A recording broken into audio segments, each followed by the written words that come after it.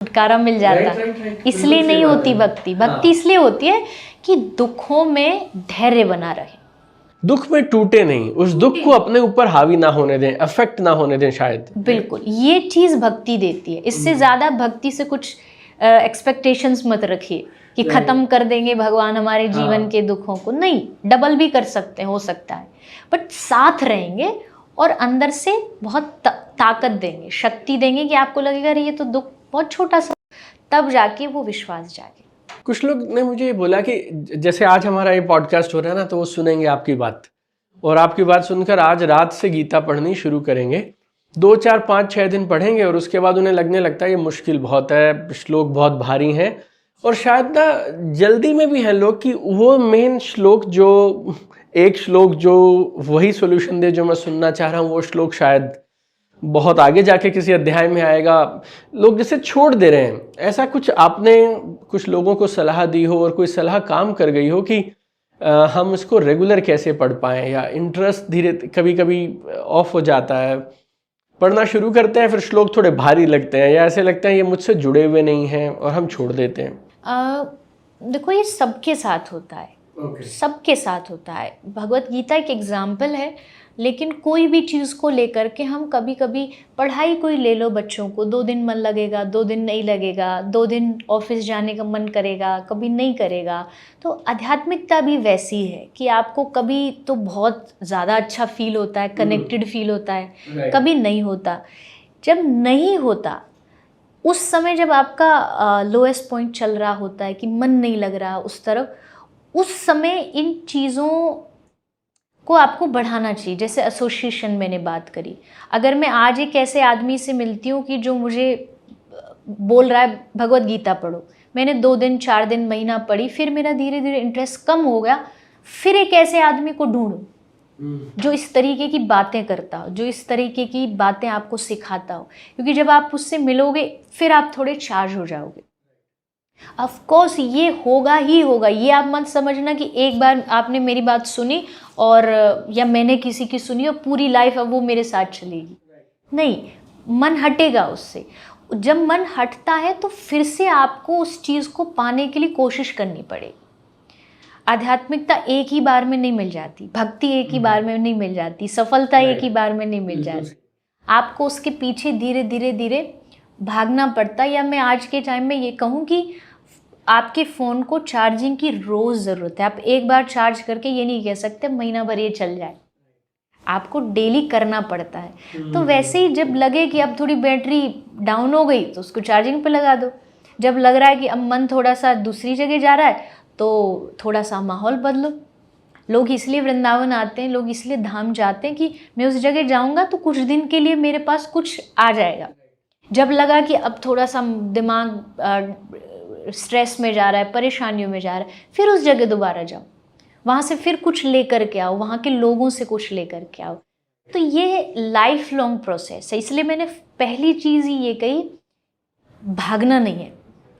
तुरंत किसी चीज़ को आज ही मिल जाए ऐसा दुनिया में कोई चीज़ पैदा नहीं हुई।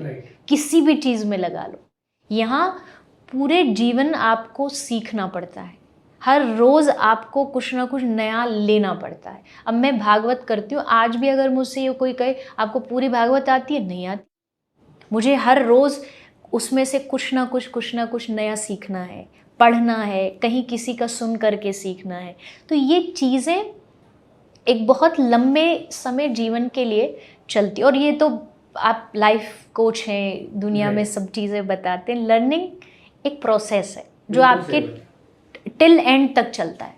आप कभी भी ये सोच लो कि भाई अब तो ख़त्म, एक ही बार हो गया, वो नहीं हो सकता। आप पाने की कोशिश करते रहो, कुछ अच्छा लेने की हमेशा कोशिश करते रहो। तो भगवान पे अगर भरोसा है तो भगवान के होने का एहसास हमें हमेशा होता है। और भरोसा बनाने के लिए 3 बातें, एक स्टडी, राइट, हमारे जो भी ग्रंथ हैं आप उन्हें पढ़िए। दूसरा आपने बोला चैंटिंग, नाम जपना हो गया। और तीसरा आपने कहा एसोसिएशन, उन लोगों की जिनका इस पे भरोसा है। और इन तीनों को जब हम लंबे समय तक करेंगे तो फिर हमारे भरोसा भी ऊपर उठता चला जाएगा। बिल्कुल होगा। आप अगर ये रेगुलरली करके देखेंगे, कोई टाइम लिमिट नहीं दे सकती मैं, बट 100% गारंटी है कि आपका आध्यात्मिक जर्नी भी आगे बढ़ेगी और आप कुछ ही समय में देखेंगे कि जहाँ आप चीज़ों को लेके बहुत जल्दी परेशान, स्ट्रेस में चले जाते थे, अब वो नहीं हो रहा। अब आपको पता है कि नहीं, कोई तो बैठा है संभालने के लिए, कुछ गिर भी गए तो है ना, वो पकड़ेगा, वो थामेगा, वो संभालेगा। तो ये तीनों चीज़ मेरी नज़र में बहुत ज़रूरी है। वैसे हमने ये डिस्कस कर लिया, लेकिन फिर भी और कुछ अगर आप बोलना चाहें इस विषय पे कि आपने जो बताया ना, मैंने मेरे जीवन में ये महसूस किया है कि एसोसिएशन, नाम जप और स्टडी, इन तीनों ने मेरे पर्सनली विश्वास को बढ़ाया है। लेकिन जब मैं एक आम इंसान या कई बार बहुत सारे यंगस्टर्स भी हमारे पास आते हैं ना, तो अभी भी जैसे मुझे ऐसा लगता है कोई और चीज़ हम उन्हें दे पाएँ इस पॉडकास्ट के माध्यम से, ताकि वो थोड़ा और धैर्य रखें और उतार चढ़ाव आते रहें, फिर भी इस रास्ते को छोड़े नहीं, वो फ्रस्ट्रेशन में क्विट ना कर दें। तो अगर आप कुछ और इस विषय पे बोलना चाहें। मुझे लगता है इस चीज़ के लिए उनसे, यंगस्टर्स जो हैं, उनसे ज़्यादा बड़ी जिम्मेदारी उनकी पेरेंट्स की बनती है कि उनके माइंड को इस तरीके से डेवलप करें बचपन से ही कि उनको कभी कोई चीज़ जीवन में नहीं भी मिली या हार भी गए। फॉर एग्ज़ाम्पल, जितने नंबर्स चाहिए उतने नहीं आए, जितना जो मनपसंद की जॉब चाहिए थी वो नहीं मिली, तो उस चीज़ के लिए उनको प्रिपेयर करना बहुत ज़रूरी है। आप जब पहले से प्रिपेयर हो जाते हो कि शायद एक चांस ये भी है, ऐसा भी हो सकता है कि लाइफ में अच्छे के साथ साथ ये बुरा भी आएगा। अक्सर हम जब भी अपनी लाइफ प्लान करते हैं ना, तो उसमें अच्छा ही अच्छा प्लान करेगा इंसान, उसमें ये स्कोप नहीं देखता वो, या ये उसमें एक भाग जो है, पार्ट है लाइफ का, कि भाई यहाँ हारना भी हो सकता है। उस चीज़ को अगर आप बच्चों को, आज की जनरेशन को पहले से थोड़ा सा प्रिपेयर कर देते हैं कि जीवन है, जीवन की परिस्थितियाँ बदल सकती हैं, बुरी हैं तो अच्छी भी आएंगी, और अच्छी हैं तो कभी हो सकता है बुरी भी आ जाए, और आएंगी, क्योंकि ये जीवन है। मतलब यहाँ ऊपर नीचे तो चलना ही है। आप लाख कोशिश कर लीजिए, आप कितने भी आध्यात्मिक बन जाइए, आध्यात्मिक बन के क्या आपके जीवन में दुख नहीं आएंगे? आपके साथ होता है ऐसा? जैसे आपको देख के हमें दूर से ऐसा लगता है बस चित्रलेखा जी तो भगवान के सबसे करीब हैं और उन्हें तो शायद कोई तकलीफ नहीं होती होगी, और उनका तो बस सब भगवान ने संभाल ही रखा है। देखो, इस दुनिया में कोई पैदा माई का लाल हुआ ही नहीं जिसके जीवन में परेशानियां, दुख, तकलीफें ना हो। ऐसा कोई दावा भी कर रहा है तो झूठे दावे हैं, और ऐसी कोई होप भी रख रहा है तो वो एकदम गलत होप है, गलत आशा है, हो ही नहीं सकता। होती है, बट परेशानियां मुझ पे हावी नहीं हो सकती, ये कन्फर्म है कि इतना मुझे करेंगी। मैं भी कोई मशीन या कोई इलेक्ट्रॉनिक नहीं हूँ कि भाई इमोशंस तो इंसान है तो इमोशनल होगा ही। इमोशन बुरा नहीं है, परेशान और रोना बुरा नहीं है, क्योंकि वो आपका एक इमोशन है, जीवन का एक हिस्सा है। लेकिन वो मेरी लाइफ के एक लंबे पीरियड तक नहीं रहेगा। मुझे पता इतने समय थोड़ा सा इस चीज़ को लेकर के सोचना है, परेशान होना है, उसके बाद जाओ, आगे बढ़ो, आगे अपना काम करो, लोगों तक जाओ, लोगों को तक जाके अच्छी बातें पहुंचाओ। तो परेशानियां नहीं होंगी किसी भी भक्त के जीवन में, ऐसा तो बिल्कुल नहीं है। और ये बात लोग को पचती नहीं है, लोग बड़े सारे सरप्राइज होके पूछते हैं, बट मैं ये कहती हूँ कि नॉर्मल लोगों से ज़्यादा परेशानी होती है भक्तों के लाइफ में, या ये कह लीजिए भगवान एग्ज़ाम लेते हैं। मेरे पास आ तो रहा है, पर देखो कितना भरोसा है, वो बार बार चेक करते हैं, क्योंकि आप जितना आपकी क्लास बढ़ेगी, एग्ज़ाम उतने टफ होते चले जाएं। तो आप जितना भक्ति में बढ़ोगे, एग्ज़ाम्स तो टफ होंगे। वहाँ ये नहीं सोचना भाई हमने तो भक्ति इसलिए करी थी कि दुखों से छुटकारा मिल जाता, इसलिए नहीं होती भक्ति। भक्ति इसलिए होती है कि दुखों में धैर्य बना रहे, दुख में टूटे नहीं, उस दुख को अपने ऊपर हावी ना होने दें, अफेक्ट ना होने दें शायद। बिल्कुल, ये चीज़ भक्ति देती है। इससे ज़्यादा भक्ति से कुछ एक्सपेक्टेशंस मत रखिए कि ख़त्म कर देंगे भगवान हमारे जीवन के दुखों को। नहीं, डबल भी कर सकते हैं, हो सकता है, बट साथ रहेंगे और अंदर से बहुत ताकत देंगे, शक्ति देंगे कि आपको लगेगा ये तो दुख बहुत छोटा सा है। अगर आपको कोई छोटा दुख भी बहुत बड़ा महसूस हो रहा है, आपको लग रहा है पहाड़ बराबर, तो इसका मतलब है आपके जीवन में भक्ति, भगवान, आध्यात्मिकता नहीं है। पर आपको कोई भी दुनिया का बड़े से बड़ा दुख, परेशानी, तकलीफ अगर आपको छोटी महसूस हो रही है तो मतलब आप आध्यात्मिक हो, आप भगवान से जुड़े हो, भगवान आपके साथ है। आपको उन परेशानियों में भी अगर लग रहा है कि नहीं निकल जाएगा, कोई बात नहीं, हो जाएगा, टाइम है, स्थिति है, बदलती है, सबकी बदलती है, तो ये इस चीज़ के लिए माइंड को प्रिपेयर रहना चाहिए। मुझे पता है आज सब अच्छा चल रहा है, हो सकता है कल अच्छा ना हो, मैं उस चीज़ के लिए अभी से प्रिपेयर हूँ। आएगा जीवन में, एक दिन अच्छा, एक दिन बुरा, एक दिन हाई, एक दिन लो, होना ही होना है। तो ये बच्चों को सिखाना बहुत ज़रूरी है। अब प्रॉब्लम क्या है? प्रॉब्लम है कि स्कूल में कोई सब्जेक्ट नहीं है जो उनको ये बातें बताता, सिर्फ सब्जेक्टिव एजुकेशन है, फिजिक्स, मैथ्स, ज्योग्राफी, बस हिस्ट्री। वहाँ कुछ नहीं मिल रहा उनको।